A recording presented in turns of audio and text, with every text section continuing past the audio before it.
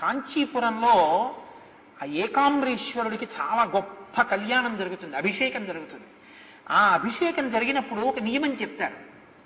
ఏకాంబరేశ్వరుడికి రాత్రి కళ్యాణం జరుగుతుంది.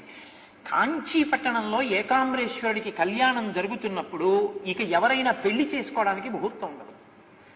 అప్పుడు చుట్టుపక్కల ఊళ్ళ నుంచి, జనపదాల నుంచి, పల్లెటూళ్ళ నుంచి వచ్చేసి పురోహితులు ఉండరు. కొన్ని వేల మంది దంపతులు మంటపాలు ఉండవు, కళ్యాణ మంటపాలు ఉండవు. చిన్న చిన్న దర్భాసనాలు, చాపలు వేసేసి కూర్చుంటారు.